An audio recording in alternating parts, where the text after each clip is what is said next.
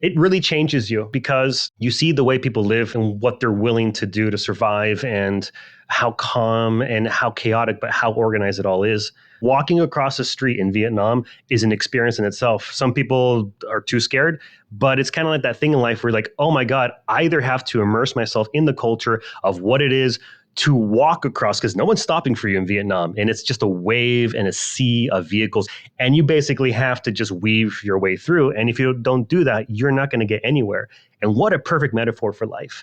Life is a giant sea of motorcyclists in Vietnam. And if you don't weave your way in and out of it, you will not get anywhere. This is the Maverick Show, where you'll meet today's most interesting location-independent entrepreneurs and world travelers, and learn the strategies and tactics they use to succeed. And now, here's your host, Matt Bowles. Hey everybody, it's Matt Bowles. Welcome to the Maverick Show. I just want to start off by letting you know that I have narrowed down and compiled my top 10 smartphone apps that I use while traveling the world as a full-time digital nomad. I have put them together for you in a list with descriptions of what the app does, how I use it during my travels, along with a direct link so that you too can download the app onto your phone. Now, a lot of these apps I had no idea about until I ran into other digital nomads that showed me how to use them, and they have been game changers. So if you would like to get my top 10 essential apps for digital nomads, you can go to themaverickshow.com/apps. This is completely free. All it's going to ask you to do is enter your email, which will get you onto the Maverick Show's Monday Minute email newsletter list if you have not already subscribed. And then you can check them out. So just go to themaverickshow.com/apps. And now let's get into the episode.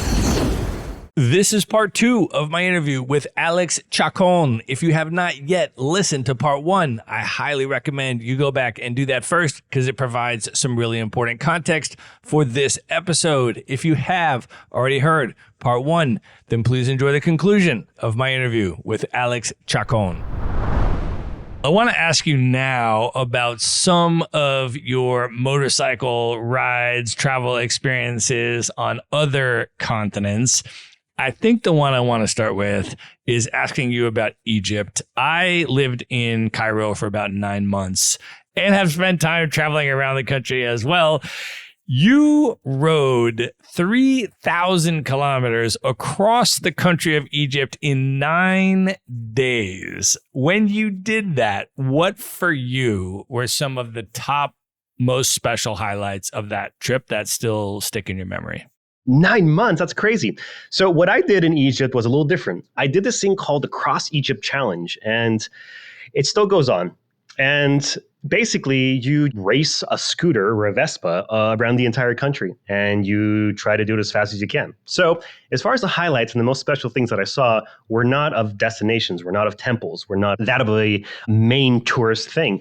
The most special things for me were getting up before sunrise, starting my drive, freezing my ass off, and watching the most incredible sunrise you've ever seen at 5:30 in the morning as you're driving, and all you hear is the wind in your ears. You're smelling the air, and you're just in this really ancient part of the world, and you got the pyramids in the corner over there, and you see the sunrise, and you're driving, and there's no one around you. And I have a video of this on my YouTube.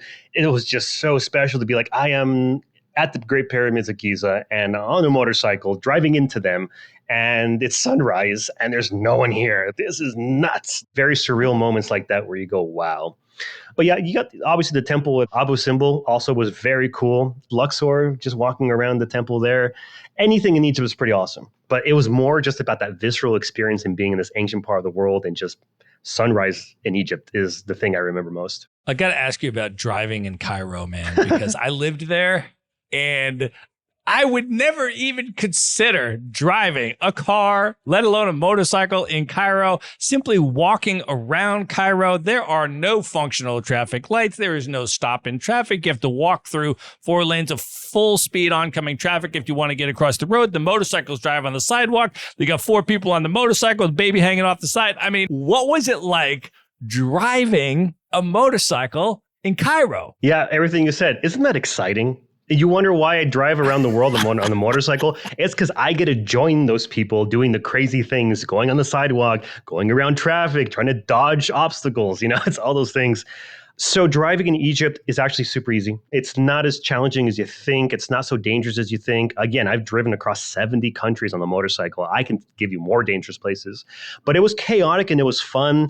And because there's no standard rules, nobody follows the stoplights. There are stoplights. It's a basically free-for-all, but everybody understands the rhythm of how it works. So that's a difference between Egypt and other places, is that they get it. They're not going to go through the intersection at full speed, but they're going to kind of push their way through. But the other person knows, and it's whoever is a little more, let's say, brave, putting a car out there, and they figure it out. All those old VW buses that you see for the public transport, they don't want to hurt those things. They don't want to get hurt. They want to get home safely. But here's the thing. I'm going to tell you something that's very controversial, and I'm going to say it. And I'm going to say it because I absolutely believe it, and I have the experience, and I have proof of my experience in this situation. One of the most dangerous places in the entire world that I've been to driving a two-wheeled vehicle, Bali, Indonesia. Bali, to me, is the place I have seen the most accidents, the most tourists get hurt, people not wearing helmets. If you go to Ubud and you're walking that main road every single day in the evening, you see people with bandages on their knees, with burnt exhaust things on their legs, people who weren't wearing a helmet and they're all wrapped up like a mummy. It's insanity. And every time I tell people this, like, really? I never felt more unsafe driving a motorcycle anywhere in the world than here. Even if you understand the flow of traffic, even if you respect all the signals, it's the tourists that have never driven a motorbike on the streets, and it's a free-for-all. And I've never seen more accidents, and I never felt more unsafe than I have in Bali. Well, I have heard you say that India is one of the most exciting places to drive a motorcycle in the entire world. Can you talk about why that is? Yeah, it's definitely one of the most incredible places in the world. So I have the experience of going to India probably 9 times in my life, sometimes for 3 months, sometimes for a month. And half the time I've done a motorcycle road trip somewhere. So I've actually driven from almost the very south of India through the coast all the way to the very north with the border with Pakistan. So I've seen the whole country via the roadways, and I've been there quite enough. If you know anything about the United States and the road trip possibilities, the United States is one of the most beautiful places to road trip on the basis that it's very diverse, on the basis that you'll find all types of geographic extremes and beauty, and it's so diverse in the United States. You have so many things, and most people who travel a lot will tell you the same. India is the same way, except you can get all that diversity in a smaller package. You can go from Goa to Delhi to Rajasthan, to then you get to Manali, you get to the mountains, you get to Ladakh, you get the Himalayas, you get the highest navigable road in the world. Everybody always wants to be the highest road in the world, it's the biggest thing here. But this is a debatable one, But it's a very high road. It's almost 18,000 feet above sea level. It's pretty awesome. It's a really cool experience. So you have this beautiful giant, I crossed the entire world, but I'm still in my own country feeling.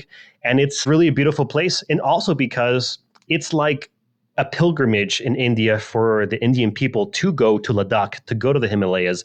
Everybody funnels to this area of India to the north to see the Himalayas, and everybody comes from the bottom of India, and they kind of all funnel, and it becomes this bottleneck effect where you start seeing motorcycle travelers. You see everybody on the same Royal Enfield motorcycle that's built there. Everybody has the same bike. Everybody has the same clothing. Everybody's doing this pilgrimage. Everybody stays at the same camps. It's like this beautiful little connective community that you end up having a family by the end of it, because you meet the same people, you travel together, everybody stops and eats at the same places, and there's so many people doing it. So that's why it's one of the best places, not just because of the views, but because everyone else there is on tours, on road trips, on solo trips, on group trips. Everybody's funneling into this very kind of cool, majestic Himalayan mountain range for the views, and also just for the experience of seeing everyone else do the same adventure. Can you explain more about what a Royal Enfield Bullet is, especially for non-motorcycle riders, and how choosing that particular motorcycle to ride in India made your experience so different? Yeah, so I think you know a little bit about the history of Royal Enfield since you're asking the question in this way. So Royal Enfield motorcycle was originally designed in the UK by the British. However, it was produced, fabricated, and assembled in India obviously for cost, the whole thing. So it's a very iconic looking motorcycle. It is not the most expensive motorcycle in the world. It's not the cheapest, but it's a very heavy, clunky, not super powerful motorcycle. It's not a crotch rocket looking thing, but it's like a cruiser with a flat seat. It's got a really, really iconic look. So it's got an 80-year history in India, and every Indian motorcyclist it's a classic. It's like saying it's like a Mustang in the United States, or it's like a whatever you connect with on the automotive world from each country, but it's a cultural identity. So when you do this trip, everybody does it on this bike because it's super inexpensive to get. It's super inexpensive to fix and find parts for. You'll find people that know how to build it, rebuild it almost everywhere. So it's one of those bikes that it's not the most powerful, but it definitely looks cool and it gets the job done. It's a very heavy donkey workhorse of a situation.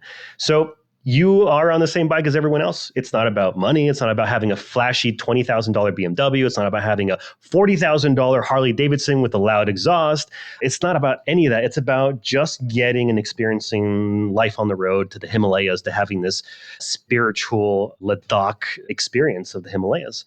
And Ladakh is a state in India, but everybody knows where Ladakh is. It's like saying Alaska for the United States. Oh, Alaska, road trip to Alaska. It's like that destination. It's that point. But the Royal Enfield really adds to the experience because it's all over Bollywood. The Royal Enfield is so iconic for Bollywood movies, and all the famous people have driven them, and they got all these nice pictures with the famous people. I don't know. They've done a really good marketing campaign. So it's just part of the identity. So you are not just experiencing India, you're living it, you're breathing it. And anyone who sees you on the Royal Enfield motorcycle in India immediately comes up to you, looks at the bike, shakes your hand, smiles, takes selfies with you because you're on the Enfield. Well, your video on Ladakh is absolutely incredible, the shots that you were able to capture. So we're going to link that up in the show notes as well. For you, as you think back about some of those most epic rides in India, were there particular moments that were just really emotionally powerful? During my India trip, the things that were really touching, which are touching now, is it's no longer just the view. It's having this experience, like, I don't know, just meeting somebody and having noodles with them on the side of the road in this tent. That's moving to me. But also when I'm recording on my drone, if I'm recording a shot or if I captured something that was so unique, like in India, I got caught in a protest and I had my camera on my helmet and I was trying to navigate through this protest and everything else. And it was a little dangerous. The military guys were like, what are you doing? You can't be going through the crowds like this. And I wasn't doing anything dangerous. It was just, they don't want anybody driving a vehicle through the crowds. But we were there for 2.5 hours. And I'm like, I got to go. I got things to do. I pushed the bike. I wasn't driving the bike. I was pushing the bike. So nothing really wrong with it. But being able to record those moments of a military guy pointing a gun at you, going like, you can't do this, get off the bike, to moments of like, oh, wow, you're pushing the bike in the crowd and you're protesting with us? Cool. These very extreme moments of emotions that I'm able to capture, those are the moments that make me the most happy. Those are the moments where I'm like, cool, I get to share this now to the world on social media and YouTube. And that's going to be a really cool, unique moment that you're not going to find elsewhere. Or like a really epic drone shot where it's just like this perspective of being so little in such a huge place. So grabbing the footage now and getting those highlight reel moments or the golden shot or having the perfect light or capturing a baby sheep jumping across the road in India, just those little moments where like, oh, I'm so glad I had the camera rolling. Those are the moments that just make you feel like, wow, that is awesome. Well, I also have to ask you about Nepal. Can you talk about the motorcycle that you rented in Nepal and how that led to more unique interactions with local people there? So the question that get asked a lot is, well, how do you drive a motorcycle around the world? Blah, blah, blah. Isn't it expensive? Okay, so there's a few things. I buy and sell the motorcycles where I go. I sometimes rent the motorcycles. Sometimes I ship the motorcycle abroad. Sometimes I don't. It just depends on the financial situation at the time and how much it costs in each place and whether you can do it or not. Like, for instance, you cannot bring a foreign motorcycle into China. That's just not going to happen. So you have to rent there, you have to buy there, et cetera, et cetera. So in this particular situation, I rented a motorcycle in Nepal. They don't have a lot of great selections.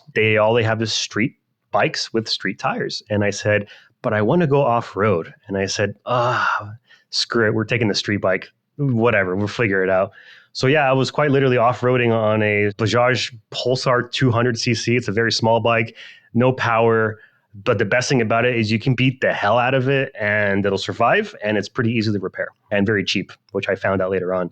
So I basically had the wrong motorcycle for the trip I did because I got stuck in the mountains, in the mud and everything. And I quite literally had to drag that bike with my bare hands across the mountains of the Himalayas of Nepal. It was an experience where one of my YouTube video captures it, and it's basically mind over matter. It's not about what you have as far as tech, as far as an expensive tool, it's doable, it's possible if you're strong enough to fight for it. And that was the thing. I didn't have a lot of money back then. So I just wanted the experience of that. And I was willing to really just make myself super, super uncomfortable to get that experience. And that's what I learned on that trip was it doesn't matter the challenges that you have logistically or with the tools you have, in this case, a motorcycle. It's about how determined you are or how stubborn you are or how hard you're willing to fight for yourself and for your dreams. Well, I have seen your video of you driving in Kathmandu.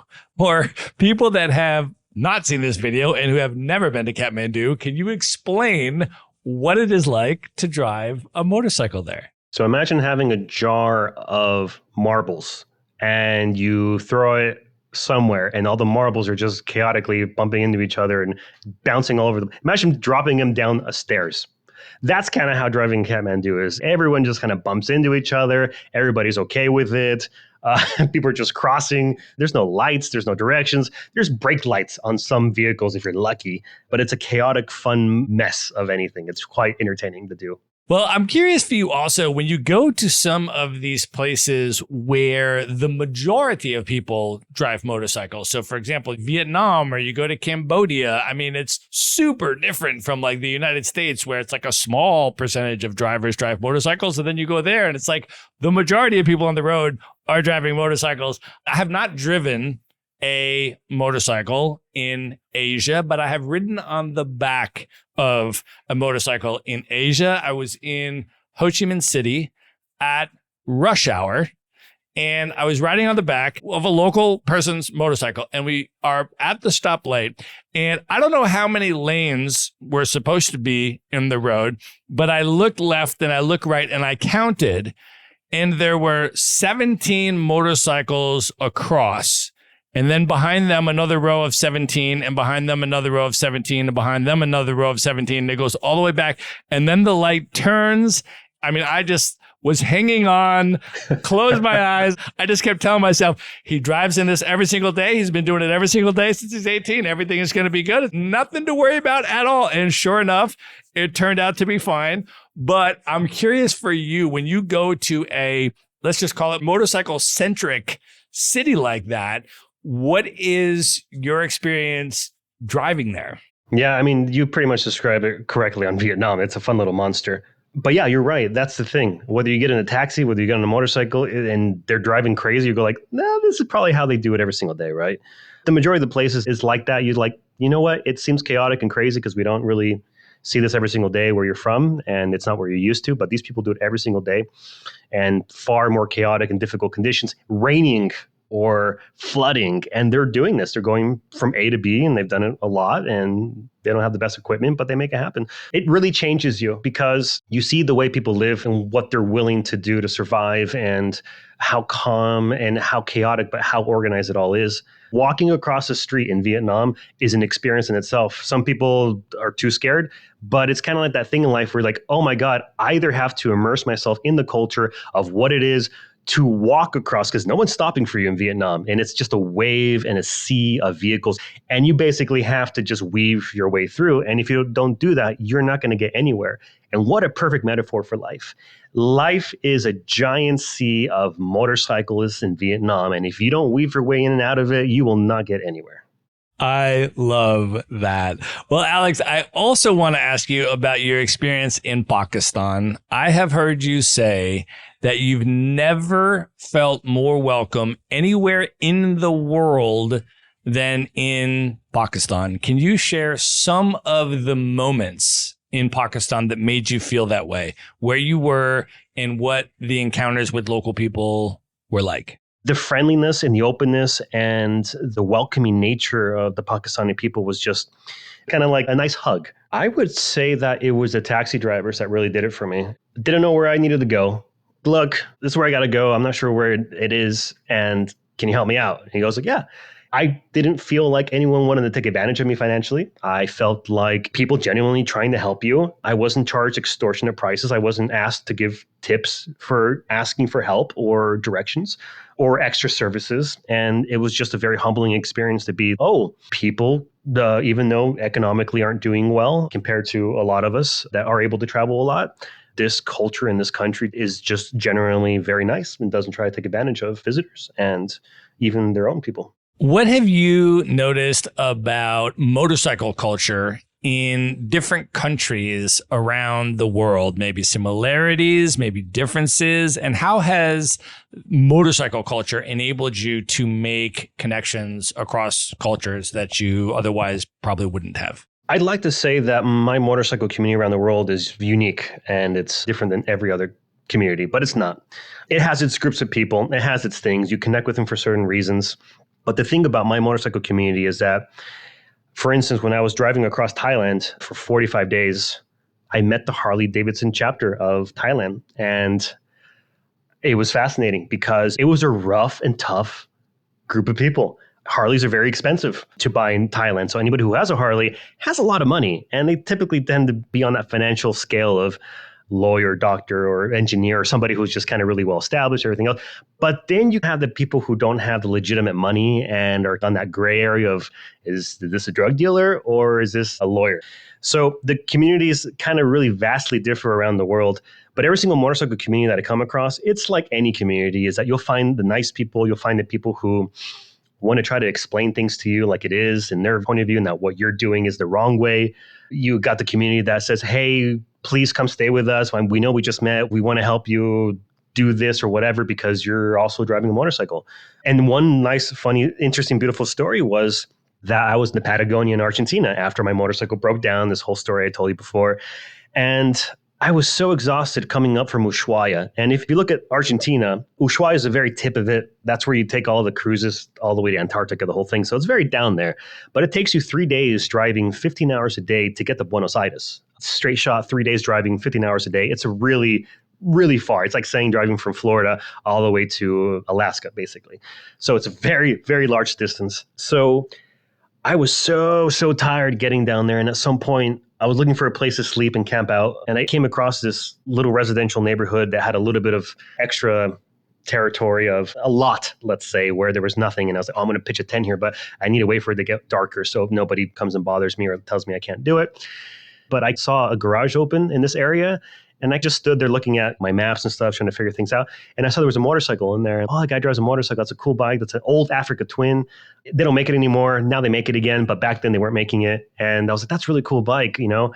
And I just kind of stood there looking helpless for a little bit. And the guy came out. So he came up to me and said, hey, how are you? Whatever. Oh, I'm good. I'm just trying to find the things here and whatever. And blah, blah, blah. And he goes, oh, really? I said, yeah, what are you doing? I'm doing this trip. I was like, wow, you come a long way. And I said, yeah. And he says, oh, I see you drive a bike. And yeah, so we connected that way. And within 5 minutes of meeting the guy, he literally says, you hungry? I'm like, yeah. And says, you want to come in and eat? He says, sure.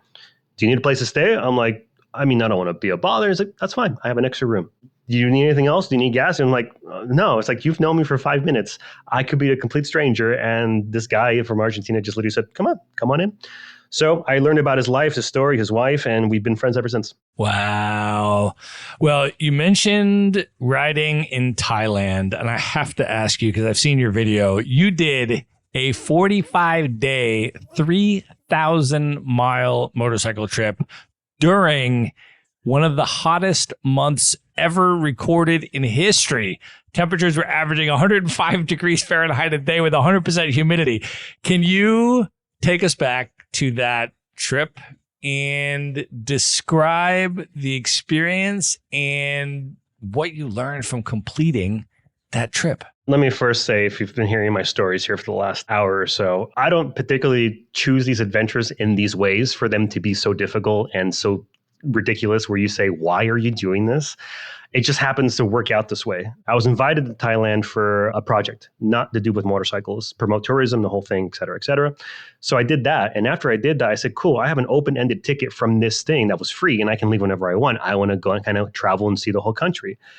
And at some point, I met some guy from Harley Davidson that worked at the local chapter. Within 2-3 days, I was at the office, we were shaking hands, and they said, what do you want? What do you need? Can we get you a Pan American motorcycle, which is a gigantic Harley Davidson motorcycle that's not an off-road vehicle, but it's a cool bike. It's a lot of fun. And I said, well, you want to lend me this thing for the next 3-4 weeks? You're like, I think we can make that happen. So it just happened to be opportunistic. So this is why I choose these trips. However, in June, NASA recorded it as the hottest month in recorded history. It was miserable. It was a trip that I don't want anyone to experience. I must have burned a few brain cells because of how hot I was. I could have ridden on that motorcycle naked and I still would have been hot the entire time. It was miserable. You're wearing a helmet, you're wearing protective clothing. We were hydrating every single 30 minutes so you don't pass out. Dehydration was a huge thing. Heat stroke was a huge concern. But here's the thing. It was an opportunity where I either get to travel and see the entirety of Thailand at no cost with an awesome motorcycle, but it needs to happen now. That's not going to happen later, and that opportunity is not going to be available again because that was the circumstances, from the motorcycle being available to this person being in charge of the lending program to whatever. It's like, this is not going to happen again. Do I take the opportunity and I suffer through the challenges of what it's going to take to experience a $6,000 to $10,000 trip for close to nothing outside my personal costs, my gas, everything else, hotel, food? Or am I not going to do it? Well, obviously I'm going to do it because it's a cool story, but I didn't know it was going to be that hot. But it was very dangerous. I was waking up at 4 a.m. I was driving from 4 a.m. until 8 or 9 a.m. Then it got so hot from 10 a.m. all the way until 6 p.m. So basically the only time I could drive was from 4 a.m. to 10 a.m., 11 a.m. max before it got overwhelmingly hot. Because remember, when you're on the motorcycle and the wind hits you, you're dehydrating yourself from the moment the wind starts hitting you. And it's already hot in the morning. So you have a time limit every single day if that's safe to drive. Because I was driving throughout the days for the first week or so. I was like a little raisin. I was like a dried up prune. And I couldn't drink enough and I couldn't hydrate enough and I couldn't put enough electrolytes in my system to keep up with the consistent loss of it throughout the day. So the only time I was able to do it was by doing this early in the morning. Well, I want to talk to you now about your video and filmmaking journey. I have mentioned along the conversation here that I have seen a number of your videos, and so many of them just have exquisite cinematography. And I want to talk about the journey getting to be where you are now as an Emmy-winning filmmaker. And I want to start with your video titled Around the World in 360 Degrees, 3-Year Epic Selfie, which I think ended up being one of the top 10 videos on all of YouTube for the year, and now has something crazy like over 100 million views on that one video. Can you describe, we're going to link it up in the show notes because I want people to go watch it, but for folks that haven't seen it, can you describe the video and why it was so groundbreaking and ultimately trend-setting as well? Yeah, so this is the video that started my travel career, because before then I was just traveling and people kept asking me the same questions after my trips and my travels. What was your favorite thing? What was your favorite country? What'd you eat? What'd you see? What do you remember? What do you say? At some point I answered the same 15 questions over and over again. I got so tired. So I just said, I'm just going to make a video and just have somebody say, you have any questions? Watch the 2.5-minute video. So this video, it was so powerful because right place, right time. It's better to be lucky in life than to be good, as they say. But basically, this video, I had been filming for 3 years. That's why it's called the 3-Year Epic Selfie, because my first 3 years of travel, I was filming this. And it basically is my GoPro HD version 2, by the way, which tells you how long ago this was. Selfie sticks weren't even a thing when I started filming this back in 2011. But for 3 years, I filmed my travels around the world using a technique that no one had ever done before, using a tool that I had to develop myself, a selfie stick. I had to break the legs of a tripod, zip tie them, duct tape them, and I had to find a way to put a GoPro at the end of it, which in today's world sounds like a very simple idea because there's so many products for it. But 2011, nothing existed. The monopod attachment for the GoPro camera didn't even exist. So I was a pioneer in the sense that people say, hey, you're like the father of the selfie stick. And people say, yeah, you were the first one to really use the selfie stick. Now, by the time my video came out, the selfie stick kind of had come out a year before that. So unfortunately, I didn't get the full claim to fame on that one, but whatever, who cares? So I was filming this video and it's me holding selfie stick, both arms extended, doing a clockwise motion in the most scenic, beautiful parts of the world, from the Burj Khalifa to the Egyptian pyramids to Iguazu waterfalls in Brazil to the Uyuni salt flat in Bolivia to the Taj Mahal in India to all over Europe, just you name it. By that time, I had traveled 40 countries. So it was a 2-minute video, very quick pace, happy song, happy music. And it was just me changing the scene every 3 to 4 seconds. And that caught fire. And right place, right time, because I started recording that in 2011. It released May 2014. And one of the top words searched on Google for the year was selfie.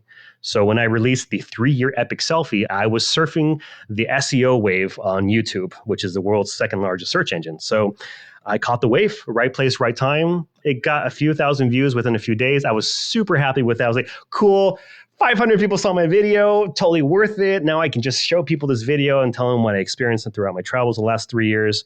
But then on day 5, got 250,000 views. Day 6, 1,000,000 views.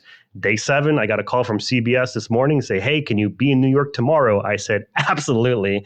They flew me out, did an interview live with Gail and Nora and Charlie Rose. And yeah, it was really surreal experience because by that point, it had gone up. When I got on air, they said, well, as of today, you have now 10 million views on your video, which for 10 million views is like a 50 million viewed video right now. Because back then, it wasn't a huge thing. So right place, right time, and that changed my life forever. And it was just an art project that I did, a creative idea that I just said, what is something that no one's ever done before, and how can I integrate this with what I'm doing now with my travels? And it was the best decision of my life. Well, that video, along with some of your other epic videos, like the one you did in Ladakh in the Himalayas, were just your video footage put to music with no narrative voiceover.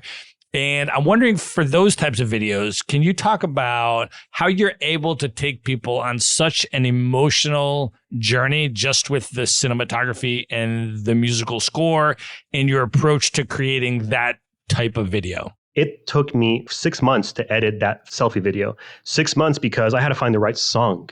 I had to buy the rights to the right song. I had to find the right scenes. I had to basically tell a story without speaking a single word. And it wasn't just randomly putting things together. It took me 6 months of deciding which of the thousands of pieces of footage I had that I would use. Quick side note is when I started filming this video, I did about 10 different things at each location. And back then, 2011, people weren't using selfie sticks. The looks that I got from people, was like, what's this guy doing with a stick? This is stupid. He looks like an idiot, because people weren't doing selfies back then. So I did like 10 different techniques. I did a jumping technique. I threw the camera away from me. I'm like, one of these has got to work out. So I did 10 different things. And eventually I decided on the 360 technique that I developed, quote unquote.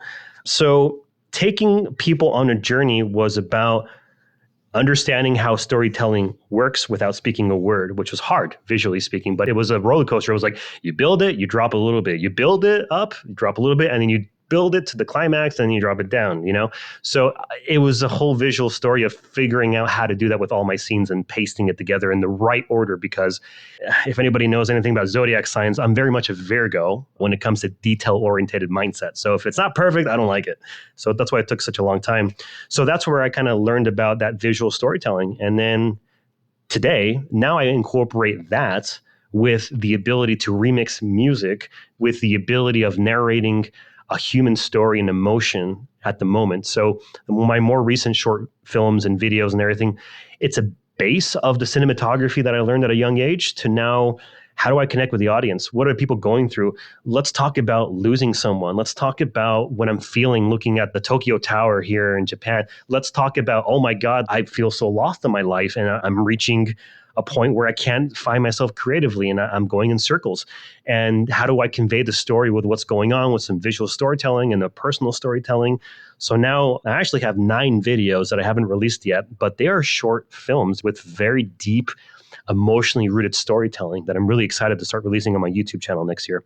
So if you like what you've seen so far, be sure to subscribe, because I got some really, really cool things happening coming up for some videos that will connect with the audience in such a deep way, but be very relatable, but also inspiring. Well, you won an Emmy Award for your motorcycle travel short film called Limits.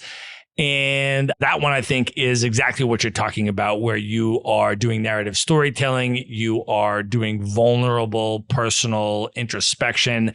Can you share what that film was about for people that haven't seen it? We'll link it up, of course, in the show notes. and why you think that stood out so profoundly and won the Emmy. That concept that I did was the very first video that I tried doing it this way, and I ended up winning an Emmy Award. Lucky me. I didn't even think about doing that for that reason, but it just kind of happened that way. It actually won for Best Solo Storyteller, funny enough, because the cinematography, the writing, the whole thing.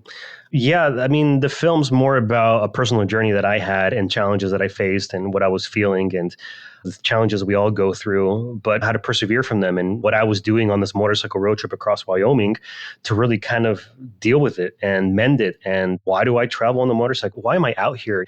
What's the reason for this? It doesn't make sense. Am I just confused? Why is this confused? So it just, that deep human story of just being lost, not knowing if it's the right path, but also figuring things out. And then having this beautiful moment on this trip to kind of get you out of that funk and find the meaning and find the reasons for what you're doing or what you have questions for. So it was a really relatable story of these are the challenges, these are the problems. This just happened to me now. And oh my God, now I'm seeing things differently. And oh, this is the resolution and the conclusion. This is what I learned. So that film really was a project of love because I need to evolve my creativity as it does every 2 years on my YouTube, as you'll see, because I started with visual cinematography to then vlogging, then to narrative stuff. And it's just kind of always evolved. So I said, what is my evolution as an artist now? Because it's been 3 years, I haven't changed. And how do I make it deeper and more vulnerable and more interesting? I need higher stakes, basically, is what I needed. So I've kind of put everything together and it became that and won an award. And that's the next 9 videos coming out on my YouTube next year. So today, when making short films and vlogs, how do you currently think about whether to center your personal journey of self-discovery and introspection through travel versus centering the local people and places where you're traveling? And has that evolved or changed over the years? Here's the thing. We're getting so much content, so many videos and so much social media stuff that to get people's attention is almost impossible now. It's so much. And they're all echo chambers. If you are all about this political subject, that's all you get on your feed. If you're all about pretty girl, then all you get is pretty girls on your feed. If you're all about guys chopping wood with abs, then you're getting nothing but guys chopping wood with abs, right? You're getting all these things that are just echo, and that's all you're getting. So whatever you're looking and searching, it becomes an echo thing. So I said, how do I make travel videos that don't suck? That's my tagline for this next year. Travel videos that don't suck. And what's something that you don't see anymore? I'm tired of seeing garbage on social media. I don't know about you. It's addictive in such a way, but you become mindless. So this is kind of like an evolution from that and being like, how do I be different? How do I do something with actual meaning? And that incorporates bringing my personal perspective and eyes into a culture, into a particular situation, into a struggle that someone else is having, and that how I'm helping them or how I'm dealing with that or how that's affecting me and how that's affecting them and how does that relatable to the audience. And you might be having something in your life the same capacity I am, but this is my situation in a little more different exotic circumstances, but this happens at home all the time. So it's a mix with the human story and struggles of what it is to be human, but at the same time with the flair and excitement of travel in different exotic locations, destinations, or adventurous situations, or things where these types of common struggles and challenges we all face are very heightened because of the circumstances. Well, I want to ask you also about your entrepreneurial journey. You mentioned you dropped out of med school to go on this trip, and then that led you in an entirely different direction. And I'm wondering if you can take us a little bit just professionally, business-wise, on that journey from being a traveler who's filming some of your experiences and putting them up on YouTube to now being a full-time creative entrepreneur, the owner of a creative agency, and how you got there. Yeah, so imagine a 22 years old, 21 years old saying, I'm quitting everything, selling everything I have, and I don't know if I'm going to come back. Telling my mom that I'm breaking up with the girlfriend that I'm currently seeing and selling everything and traveling the world on the motorcycle, and I don't know if I'll be back. So that's kind of the genesis of it. That's where my life really actually began, which is when I was willing to sacrifice everything for an idea and a dream of experiencing life in this way. So when I did that epic selfie video and I got my 10 minutes of fame and I was on every TV network and I had all these views and this whole thing, I didn't realize back then that I could make money doing something that I was passionate about. I thought it was either a lawyer. Coming from the Mexican background, it's very kind of conservative in a way of lawyer, engineer, doctor, date, get married, have kids, have grandkids, retire, travel, and die. To be very basic, it's kind of that. I entered some photography contests when I was 15 in high school, won third place, second place, never really won, but I understood what composition was and what visuals was. And it was just a combination of, oh my God, this is what I'm looking at. I wish I could capture it, and capturing it, whether it be in a photography or video capacity, and the evolution of that, then integrating the human element and storytelling, and then cool 2-minute videos, having life experiences and sharing that with people. Yeah, it was just a natural evolution is how do I share my life with people? And it's what it's become now, which is, just do it this way in all different platforms with different messages on each one. And that's where the business came from. That's where my daily life comes from. It wasn't really a conscious choice that I'm going to do this at the end of the day. And when I get everything done, I should be here. No, it was kind of like these opportunities presented themselves. I felt this way at this point, so I needed to leave everything behind and reinvent myself and take this risk and challenge. And it just naturally just kind of developed in such a way. It wasn't a plan. I didn't know you could do this. It just, that philosophy of living every single day like it's my last day on earth, which I do to this day, is how I live my life. If I see an opportunity, if I see something interesting or fun, if some really awesome guy calls you, hey, do you want to be on a podcast? I'm like, you got it. Absolutely. You take every opportunity for what it is. And that's how it just naturally developed into the organic thing of a business, into the creativity, into evolving that, into traveling, being a digital nomad full time. I go where the wind takes me. Can you talk about your creative agency around the world, Unlimited Productions, what types of services you offer, and who your ideal client is? I'm like the one-man film crew, the one-man production, because I do everything, the marketing, the filming, the whole thing. So my company, when I have big projects, I definitely hire people. I definitely get freelancers. I definitely say, oh my God, I have a tourism board giving me 6 figures to go do something. I'm like, I'm going to need a little bit of help, depending on the country, depending on the situation. So the creative agency just kind of formed out of the necessity of the bigger projects and the bigger things that were happening. Yeah, it was a natural evolution to doing everything myself, which I still do the majority of. But when I have the big projects, getting a business and a big entity involved that you manage and control. So you can distribute funds, you can distribute different types of work and stuff like that. And at this point in your journey, how do you think about the concept of home? What does that mean to you today?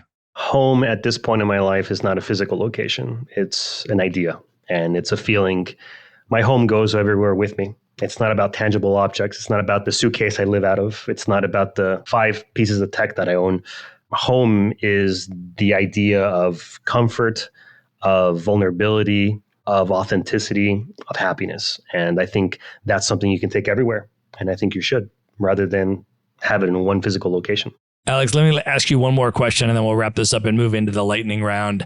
After so many years of traveling, miles ridden, borders crossed, what keeps you pushing forward? What is motivating you today that may be different from what drove you at age 23? What does travel mean to you at this point in your life? So every single 2-3 years, I evolve creatively as an artist. And I think it's the same thing as I go through life as a person. And what it means to travel is different every single time. Each journey has a purpose. Each location, each project has a meaning behind it in a certain stage of my life that I'm experiencing it in.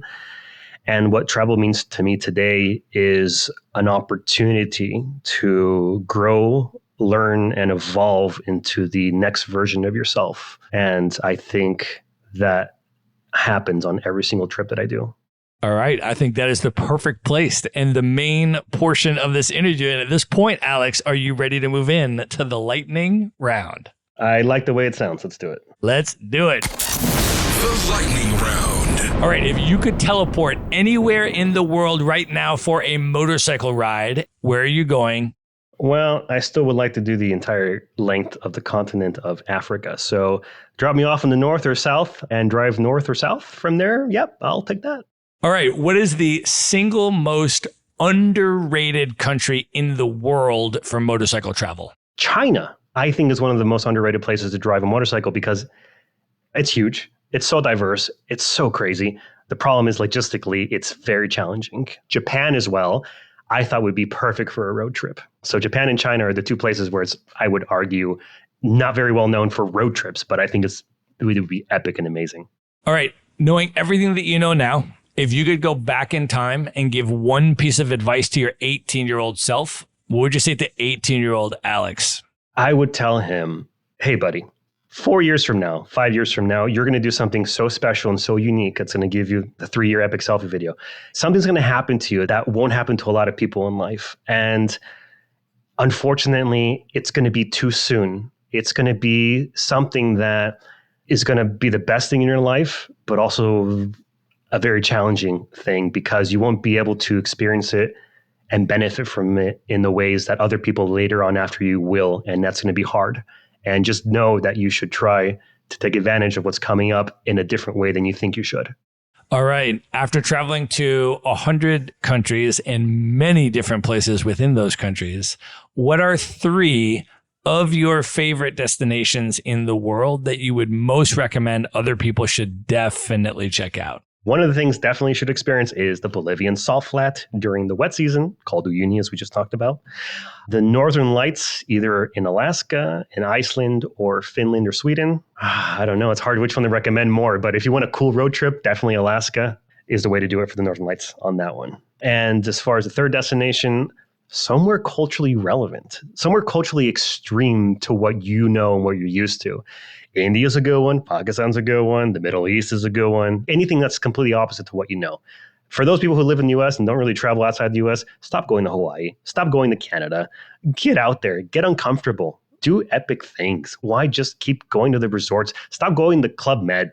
Just go somewhere. All right, Alex, last question. What are your top 3 bucket list destinations, places you have not yet been, you would most like to see? I couldn't give you an answer because I don't live my life wishing for the next possible what I want because I know I'm going to get there. Where the opportunity takes me, where the wind takes me, I get excited about each and every single time. All right.